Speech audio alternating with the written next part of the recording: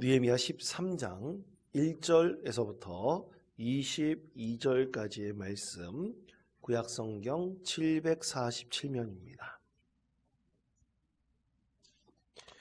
22절까지 말씀, 1절에서부터 22절까지 말씀을 교독하겠습니다.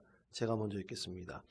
그날 모세의 책을 낭독하여 백성에게 들렸는데 그 책에 기록하기를 암몬 사람과 모압 사람은 영원히 하나님의 총회에 들어오지 못하리니 이는 그들의 양식과 물로 이스라엘 자손을 영접하지 아니하고 뇌물을 주고 저주하게 하였습니다. 그러나 우리 하나님이 그 저주를 돌이켜 복이 되게 하셨다 하였는지라. 백성이 이 율법을 듣고 곧 섞인 무리를 이스라엘 가운데에서 모두 분리하였느니라.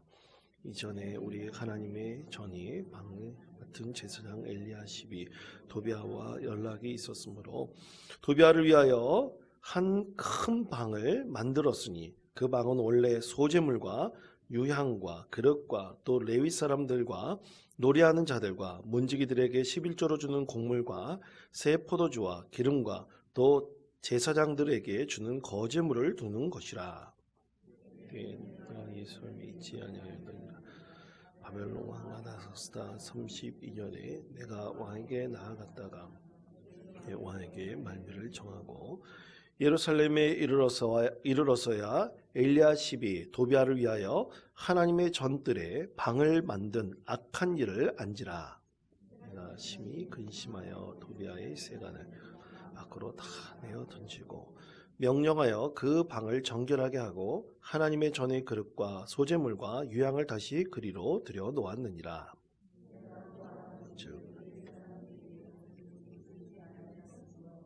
그 직무를 행하는 레위 사람들과 노래하는 자들이 각각 자기 밭으로 도망하였기로 내가 모든 민장들을 꾸짖어 이르기를 하나님의 전이 어찌하여 버림바 되었냐 하고 곧 레위 사람을 불러 모아 다시 제자리에 세웠더니 온 유다가 곡식과 새 포도주와 기름의 11조를 가져다가 곡간에 드림으로 내가 제사장 셀레냐와 서기관 사독과 레위 사람 브다야를 창고 지기로 삼고 마따냐의 손자 삭굴의 아들 하난을 버금으로 삼았나니 이는 그들이 충직한 자로 인정됨이라. 그 직분은 형제들에게 분배하는 일이었느니라. 네, 하나님이여 이 일로 말미암아 나를 기억하옵소서. 내 하나님의 전과 그 모든 직무를 위하여 내가 행한 선한 일을 도말하지 마옵소서. 그때 내가 본즉 유다에서 어떤 사람이 안식일에 술틀을 밟고 곡식단을 나귀에 실어 운반하며 포도주와 포도와 무화과와 여러 가지 짐을 지고 안식일에 예루살렘에 들어와서 음식물을 팔기로 그날에 내가 경계하였고 또 두로 사람이 예루살렘에 살며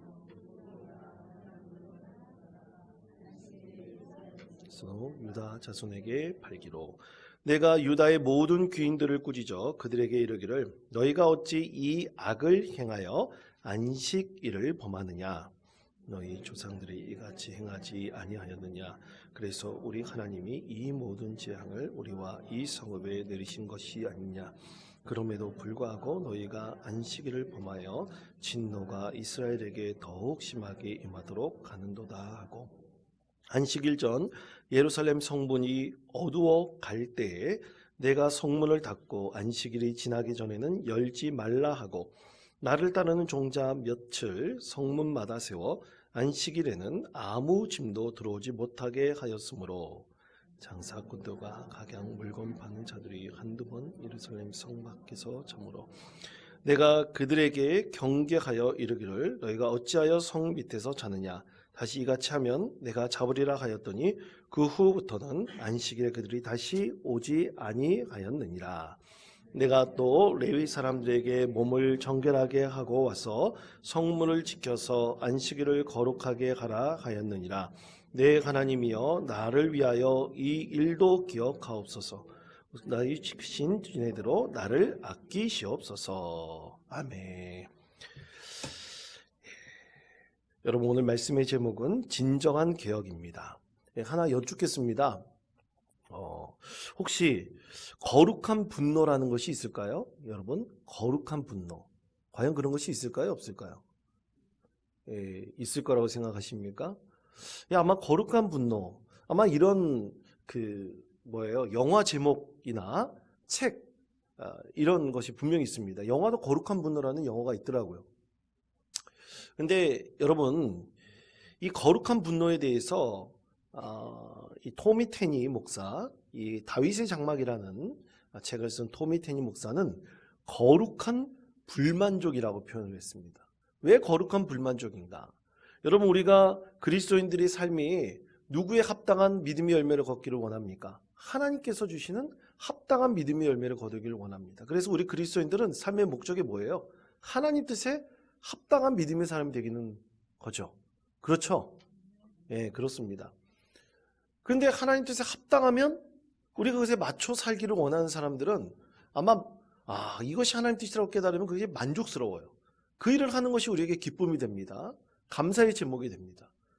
그런데 자꾸만 이 하나님 뜻을 구하고 바라는 믿음의 사람이 있는 반면에 그렇지 못해서 자꾸만 잘못되고 반대되고 하나님 뜻에 합당하지 않은 일 때문에 나의 삶이 불만족스러워지는 것, 이 불만족스러워지는 것을 거룩한 분노라는 이름과 합치시켜서 이 거룩한 불만족이라고 표현을 했다고 하더라고요. 그러니까 우리 그리스도인들은 항상 하나님 뜻에 합당한 삶을 살기를 원하는데 그것이 만족되지 않으면 그것이 거룩한 불만족이다, 이렇게 표현을 했다는 것입니다. 그러면 여러분, 과연 우리는 이 분노라는 것에 대해서 우리는 어떤 마음을 가질까요? 이 분노를 세 가지로 구분한 사람이 있었습니다. 이 세 가지는 뭐냐면, 첫째는 거룩한 분노, 두 번째는 냉정한 분노, 세 번째는 악한 분노였습니다. 저를 따르시기 바랍니다. 거룩한 분노. 그럼 거룩한 분노가 뭘까요? 이 거룩한 분노는 말 그대로 사실 우리가 그리스도인의 입장에서 보면 이 거룩한 분노는 굉장히 영적인 것이어야 돼요. 하나님의 뜻에 합당하지 않기 때문에 거룩한 불만족처럼 우리가 만족스럽지 못해 분노 감정을 갖는 거죠. 근데 사회적으로 본다면 이것은 사회적인 어떤 공적인 영역에 있어서 합당치 않은 일들이 일어나는 것에 우리가 이 분노의 감정을 갖는 것이다 말할 수 있습니다. 그럼 우리는 좁게는 누구를 생각해야 됩니까? 우리는 당연히 그리스도인으로서 하나님 뜻에 합당하지 않은 일이 이 세상에 펼쳐지는 것을 보고 우리는 분노할 수 있는 거죠. 이것을 우리는 거룩한 분노다 말할 수 있을 것입니다. 그럼 두 번째, 냉정한 분노는 뭔가? 이 냉정한 분노는 뭐냐면 화낼 만한 상황에서 화를 내는 거예요. 예를 들어서 여러분, 누가 이 교통법규를 계속 어기는 한 사람이 있다고 생각을 해봅시다. 다른 사람은 다 지키는데 그 사람만 지키지 않아요. 맨날 지키지 않아요. 그런데 맨날 지키지 않는 것을 자랑해요. 여러분, 그런 사람은 그냥 보고 여러분 어떤 생각이 듭니까? 황당하기도 하고 화가 날 수도 있죠. 어떤 초등학생이 이 길을 가는데 이 고등학생 몇몇이 모여가지고 담배를 피고 있었다고 합니다. 근데 이 초등학생이 갑자기 마음속에 이 교회에서 제대로 배웠는지 얘가 의분이 생겼어요. 그래가지고 이 초등학생이 고등학생들 몇 명 모여서 그렇게 담배 피는 데 가가지고 형들 담배 피지 마세요, 그랬대요. 그래서 나중에 그 얘기를 그 초등학생의 아버지가 듣고 다시는 그런 짓 하지 마라 그랬답니다. 왜냐하면 잘못하면 이 봉변을 당할 수가 있기 때문이에요. 그렇지만 이 초등학생의 의분은 어떻게 보면 냉정한 분노라 말할 수 있는 거죠. 잘못된 것을 보고 이제 그것에 대해서 분노 감정을 갖는 거죠. 그러면 마지막 악한 분노는 뭐냐? 그냥 홧김에 표출하는 거예요. 자기 생각과 맞지 않으면 그냥 화가 나는 거예요. 자기 생각만 무조건 옳고 자기 생각에 맞지 않으면 그냥 자기의 뜻에 맞지 않는다고 화를 내는 거죠. 그래서 이런 사람들이 상당히 많습니다. 악한 분노의 감정에 빠져있는 사람들이 굉장히 많아요. 하나님께서 경계해야 될 것은 바로 이 악한 분노입니다. 왜 그러냐? 거룩한 분노와 냉정한 분노를 갖고 있는 사람들이 많으면 그렇게 하나님께서 분노 감정에 대해서 이 죄라고 말씀하지는 않았을 거예요. 그런데 상당히 많은 사람들이 이 악한 분노에 사로잡혀 있기 때문이죠. 그렇다고 여러분, 거룩한 분노는 이 모든 그리스도인들이 많이 표출하는 것이다 생각하면 절대로 안 됩니다. 이 그리스도인들도 악한 분노를 표출할 수 있어요. 왜냐하면 사람은 늘 감정에 내가 휘말릴 수 있기 때문이죠. 그래서 우리는 늘 이 분노에 있어서 죄를 짓지 않기 위해서 늘 이것에 대해서 믿음으로 경계하고 인내하고 또 하나님의 뜻을 구하는 믿음의 자녀들이 되어야 될 것입니다. 그러면 성경에 보면 이 거룩한 분노를 표출한 사람들이 참 많이 있습니다. 한 세 사람 정도를 대표적으로 꼽아보라 그런다면 첫 번째는 바로 모세입니다. 여러분, 모세는 어땠을까요? 모세는 자기 동족을 학대하는 애굽 사람을 향해서 분노를 표출했죠. 근데 그 행동은 참으로 잘못된 거예요. 나중에 이 애굽인을 죽였기 때문에 이 분노의 감정으로 나타난 그 행동은 참으로 잘못된 것이었었죠. 그러나 그가 보였던 이 분노는 거룩한 분노다 말할 수 있을 것입니다. 다윗은 어땠을까요? 두 번째로 다윗은 이 골리앗에 대해서 하나님을 모욕하는 이 골리앗에 대해서 그는 거룩한 분노를 발하여 골리앗을 처벌하였습니다. 하나님 뜻대로 그가 행했던 것이죠. 마지막 세 번째는 저는 예수님이라고 할 수 있습니다. 예수님께서는 거룩한 분노로 이 성전 앞에서 참으로 자기의 탐욕을 채우기 위해서 성전 제사를 이용하는 이 장사꾼들과 그리고 제사장들을 향해서 우리 예수님께서는 거룩한 분노를 발하셨던 것이죠. 물론 여러분, 거룩한 분노라고 다 인정받을 수 있으면 안 됩니다. 왜냐하면 거룩한 분노는 결과가 반드시 좋아야 돼요.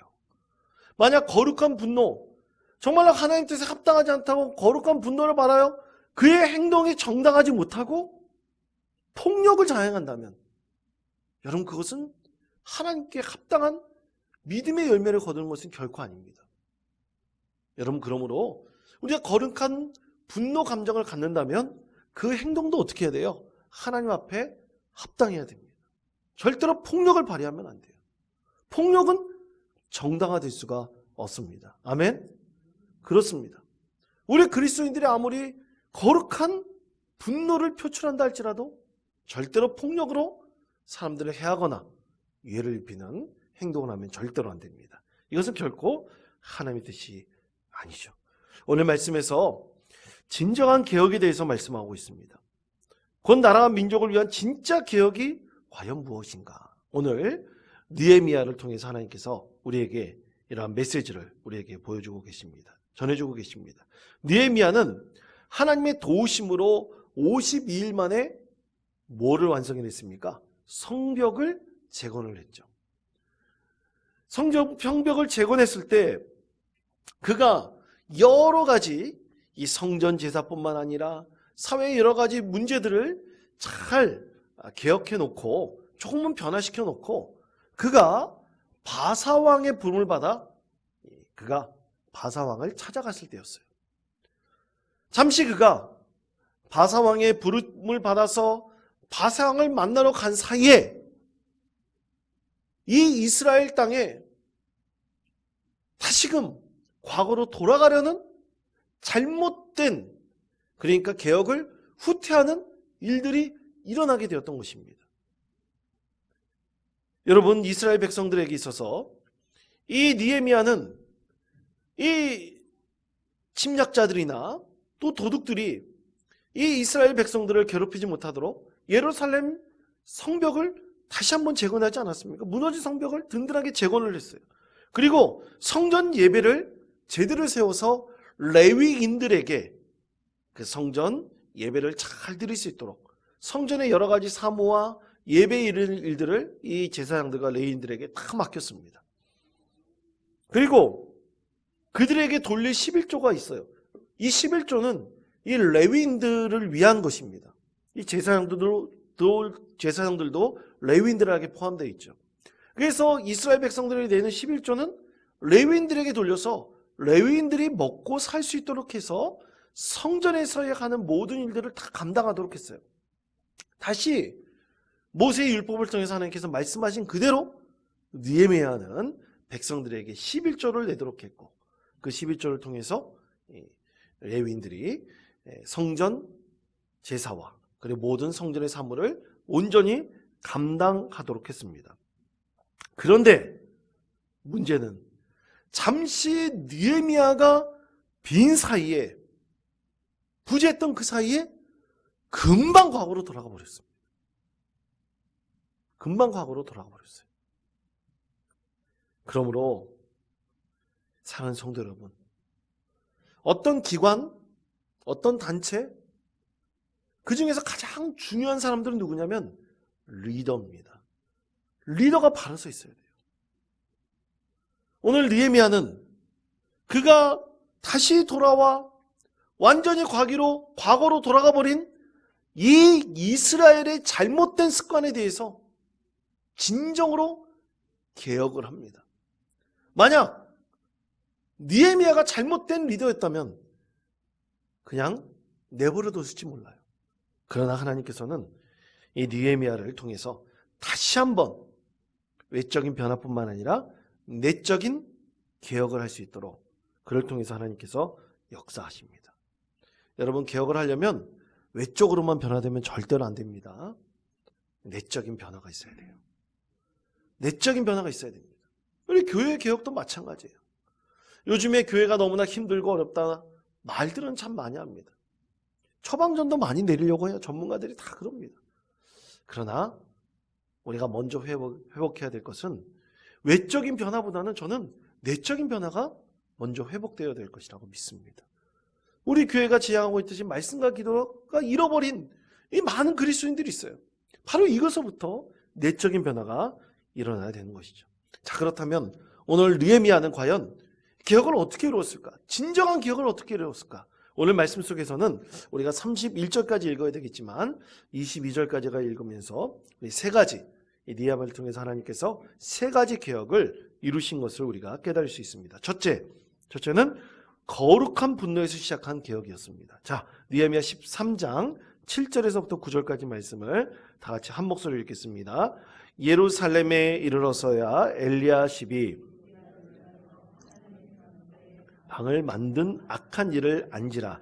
내가 심히 근심하여 도비아의 세간을 그 방 밖으로 다 내어 던지고 명령하여 그 방을 정결하게 하고 하나님의 전의 그릇과 소제물과 유향을 다시 그리로 들여 놓았느니라. 아멘. 자, 말씀의 배경이 이거예요.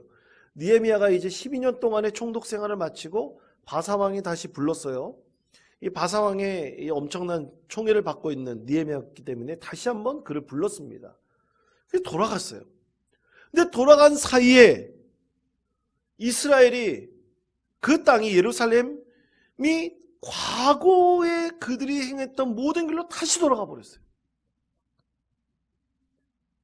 그래서 느헤미야가 돌아갔을 때 너무나 황당한 일들이 벌어지고 있었던 것입니다. 대표적으로 첫 번째 말씀하고 있는 것이 우리가 지난 하나님 시간에 지난 수요 예배 때 하나님 말씀을 전할 때도 이 암몬 사람 도비아가 어떤 사람이라고 말씀드렸냐면 성벽 재건을 찬성했던 사람이니까 방해했던 사람입니까? 방해했던 사람이었어요. 그런데 이 도비아가 굉장히 지금 이스라엘이 나라를 잃은 나라 아닙니까? 그런데 이 도비아가 굉장히 중요한 위치를 차지하고 있었던 사람인 것 같아요. 그래서 이 예루살렘 안에서 굉장히 큰 영향력을 발휘하고 있었던 이방인이었던 것 같습니다. 그런데 세상에 느헤미야가 잠시 예루살렘 성을 비운 사이에 성전 예배를 온전히 지켜야 될 제사장 엘리야십이 이방인 도비아를 위해서 성전 안에 있는 한 방에 그를 위한 보물 창고를 마련해 주었던 거예요. 오늘 말씀해 보면 9절 말씀해 보면 이 방을 이게 뭐가 있었냐면 하나님의 전의 그릇과 소재물과 유향과 그리고 또 말씀해 보면 이 레위인들을 위한 거제물이 있었다 그랬어요. 그러니까 이 거제물은 주로 제사장들에게 돌리는 것이었거든요. 그러니까 굉장히 중요한 물품들을 보관하고 있었던 성전 안에 방을 비워가지고 세상에 이방인 이 도비아를 위한 힘있는 자, 권력자를 위한 보물창고를 마련해 줬다는 얘기입니다. 누가요? 누가 했다는 것입니까? 제사장이 했다는 거예요. 여러분 이거 천인공노할 일이 아닙니까? 말도 안 되는 일이죠. 그래서 느헤미야는 분노하여 거룩한 분노를 발해서 어떻게 했습니까? 당장 엘리야십이 행했던 모든 것들을 다시 되돌려 놨죠. 도비아의 모든 물품들을 다 바깥으로 끌어냈고 다시 그곳에 성전, 하나님의 물품을 보관하는 곳으로 다시 삼았던 것입니다. 자, 여러분 어떻게 이런 일이 일어날 수 있겠습니까? 그것은 하나님의 질서를 무너뜨리고 자기 마음대로 할 수 있다는 교만한 자가 있었기 때문이에요. 바로 엘리야십 같은 자가 있었기 때문입니다. 사랑하는 성도 여러분, 우리가 바른 신앙의 길을 가려고 할 때 절대로 타협하지 말아야 될 것이 있어요. 절대로 타협하면 안 되는 것이 분명히 있습니다. 근데 그것을 타협하면서 그것을 바꾸면서 우리가 잘 되기를 바란다, 하나님 뜻을 이루기를 바란다? 있을 수가 없는 거예요. 여러분 저는 개인적으로 요즘에 정치권에서 나가는 여러 가지 일들을 보면 참 황당한 일들이 많습니다. 아마 여러분 정치적 입장이 다른 분들이 많을 거예요. 그런데 우리 신앙의 관점에서도 보면 도저히 말도 안 되는 것들을 타협하고 그것이 옳다고 말하고 주장하는 사람들이 참 많습니다. 교회 안에서도 마찬가지예요. 과연 우리가 하나님 뜻에 합당한 믿음의 열매를 거두기 위해서 타협하지 말아야 될 것을 우리는 모든 것을 하나님께 영광 올려드려야 되는데 혹시 사람 때문에 두려워서 타협하고 있는 것은 아닌지 우리는 분명히 이것에 대해서 스스로를 돌이켜보며 우리 신앙을 점검해 보아야 됩니다. 여러분 그래서 거룩한 분도는 반드시 하나님 뜻에 합당해야 됩니다. 아멘? 반드시 그래야 됩니다. 오늘 도비아의 또 그리고 이것이 물건이 성경 말씀에 보면 도비아의 물건이 귀중품이에요. 자기 그 보물 창고예요. 왜 도비아가 이 성전 안에 보물 창고를 마련했겠습니까? 부정한 돈이죠. 아마 뇌물로 받은 것이 굉장히 많았을 거예요. 그런데 그것을 가장 숨길 수 있는 곳이 어디입니까? 성전 아니기 때문에 거기다가 자기 보물창고를 마련했던 거예요. 자기 힘으로. 하나님의 성전이 더럽혀진 이 모습을 보고 어찌 거룩한 분노를 느헤미야가 바라지 않을 수 있었겠습니까? 그렇습니다. 사랑하는 우리 원동교회 성도 여러분, 우리 교회가 만약 온전한 비전이 서져 있고 이것이 하나님 뜻이라고 한다면 이것과 어긋나는 일들이 자꾸만 이루어지잖아요. 절대로 타협하면 안 됩니다. 한국 교회를 향해서 상당히 많은 믿지 않는 사람들도 손가락질하고 비난하는 이유가 있어요. 한국 교회의 목적이 뭡니까? 선교와 전도하는 건데 그리고 섬기는 건데 이것보다 다른 것에 더 관심 많은 일들이 너무나 많기 때문에 그런 겁니다. 참으로 안타까운 현실이죠. 그러므로 사랑하는 성도 여러분, 우리는 그러면 안 됩니다. 우리는 바르게 하나님 뜻에 합당한 교회를 세워나가기 위해서 늘 기도하고 애쓰고 하나님의 부르심에 합당한 믿음의 열매를 거두기 위해서 늘 기도하고 그것을 위해서 소망하는 믿음의 성도들이 되어야 될 것이라고 믿습니다. 그렇지 않고서는 힘에 굴복해요. 다투는 게 싫어서 그냥 피해요. 그것이 사람들의 속성입니다. 그러나 우리 믿음의 사람들은 하나님 뜻이 분명하다면 그것을 반드시 이루기 위해서 우리는 최선을 다해서 무엇을 바라야 됩니까? 오늘 말씀해 보면 거룩한 분노를 바랄 수 있는 믿음의 자녀들이 되어야 될 것입니다. 두 번째로는 사명의 자리로 돌아가게 한 개혁이었습니다. 따라해 주시기 바랍니다. 사명의 자리로 돌아가게 한 개혁. 사명의 자리로 돌아가게 한 개혁. 자, 느헤미야 13장 10절에서부터 11절까지 말씀 다 같이 한 목소리로 읽겠습니다. 내가 또 알아본즉 레위 사람들이 그 직무를 행하는 레위 사람들과 노래하는 자들이 각각 자기 밭으로 도망하였기로 내가 모든 민장들을 꾸짖어 이르기를 하나님의 전이 어찌하여 버림바 되었느냐 하고 곧 레위 사람을 불러 모아 다시 제자리에 세웠더니 아멘.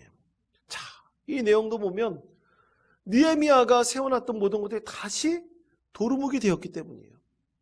느헤미야가 성전 예배를 회복하기 위해서 어떻게 했습니까? 곳곳에 흩어져 있는 레위인들을 다 불러 모아가지고 성전에 있는 모든 재물들을 다 맡겼어요. 그리고 성전에 묻는 모든 재물들을 맡기면서 레위인들이 먹고 살 수 있도록 하나님 말씀대로 11절을 누구에게 돌렸습니까? 레위인들에게 돌렸어요. 그런데 느헤미야가 없어진 사이에 빈 자리에 그 시간에 다시 이 레위인들에게 돌려줬던 이 11조의 헌금이 어떻게 됐습니까?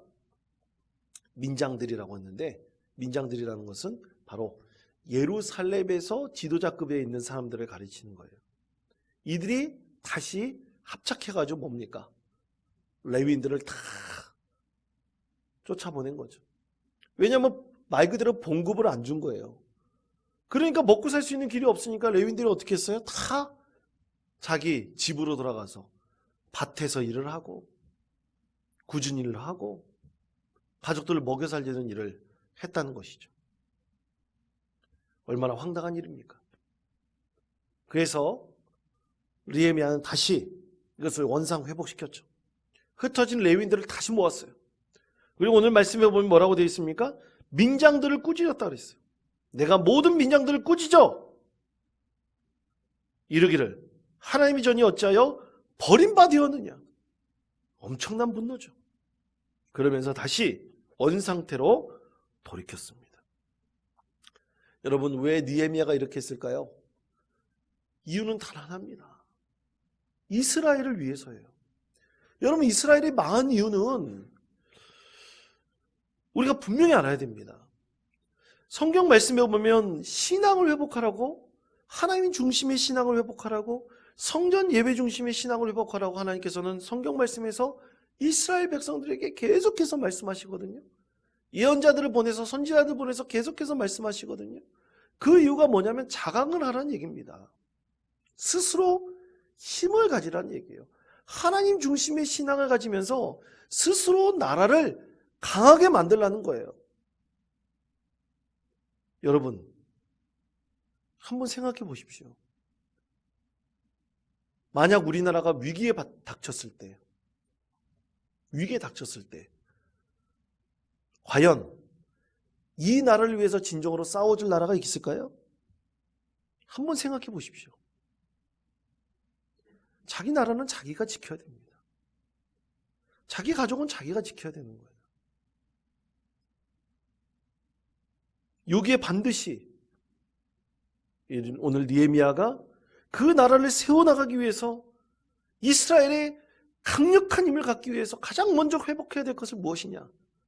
성전 예배, 하나님 중심의 신앙을 회복해야 된다는 것을 분명하게 그는 깨닫고 있었던 것입니다. 그래서 다시 한번 성전 예배를 회복시켰고 나라의 기초를 든든하게 세우기 위해서 이스라엘 백성들에게 그 나라의 회복을 위해서 하나님을 온전히 섬기는 믿음의 백성 되기를 간절히 하나님께 구하였던 것입니다. 사랑하는 성도 여러분, 우리 교회가 기초가 든든히 다져지는 것, 그것은 우리가 늘 강조했듯이 우리 교회에 든든한 두 기둥, 말씀과 기도가 진정으로 세워지는 교회가 되어야 됩니다. 이것이 세워지면 어떤 풍파가 있더라도 흔들리지 않는 교회가 될 수 있어요. 그 기초가 든든히 세워지면 하나님께서는 반드시 그 교회를 통해서 더 크게 역사하시고 은혜를 베풀어 주실 것입니다. 마지막 세 번째로 말씀을 준행함으로 완성해 가던 개혁입니다. 우리 세 번째 저를 따르시기 바랍니다.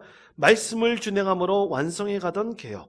말씀을 준행함으로 완성해 가던 개혁. 아멘. 자, 느헤미야 13장 15절에서부터 17절까지 말씀 다 같이 한 목소리로 읽겠습니다. 또 두로 사람이 예루살렘에 살며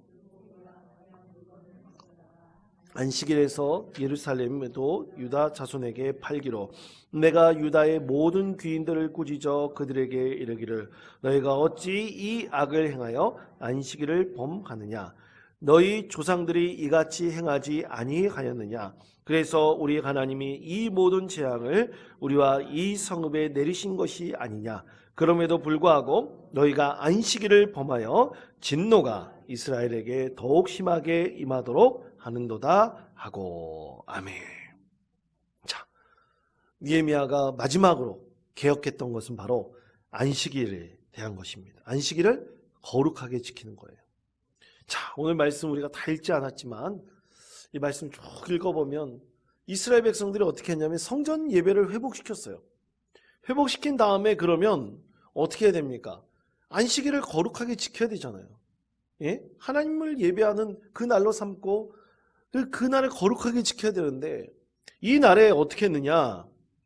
안식일에 많은 이스라엘 백성들이 돈 버는 일에 혈안이 되었다는 것을 말씀하고 있습니다. 그래서 두로 사람이 예루살렘에 와서 물고기 팔고 각양각색의 물건을 팔았는데 그것을 어떻게 했냐면 이스라엘 백성들이 사요. 사가지고 다시 그것을 이스라엘 백성들에게 팝니다. 근데 언제 했느냐 그것을 안식일에 했다는 거예요. 안식일에. 그래서 17절 말씀에 보면 내가 유다의 모든 귀인들을 꾸짖어 라고 말씀하고 있습니다. 모든 귀인들을 꾸짖어. 그럼 이들이 누군가? 이 세 번째 성경 17절 말씀은 이렇게 말씀을 합니다. 우리 화면에 있는 말씀 다 같이 한 목소리 읽겠습니다. 그래서 나는 유다의 귀족들을 꾸짖었다. 안식일을 이렇게 더럽히다니 어쩌자고 이런 나쁜 일을 저지르는 거요. 아멘. 누가 이렇게 얘기했습니까? 느헤미야가? 귀족들이라 그랬잖아요. 귀족들은 뭐예요? 사회 지도층이에요. 그러니까 일반 백성들이 그랬다기보다는 돈 버는 일에 혈안에 있던 사람들이 누구라고요? 귀족들이에요. 사회 지도층이 혈안이 되어가지고 겉으로는 안식일을 지키는 척, 뒤로는 돈 버는 일에 안식일에 혈안이 되어 있었다는 얘기입니다. 그것을 보고 느헤미야가 귀족들을 다 지도층을 불러 모아가지고 꾸짖었죠. 공개적으로 꾸짖었습니다. 안식일을 이렇게 더럽히다니 어쩌자고 이런 나쁜 일을 저지르는 것입니까? 느헤미야가 그렇게 호통을 쳤습니다.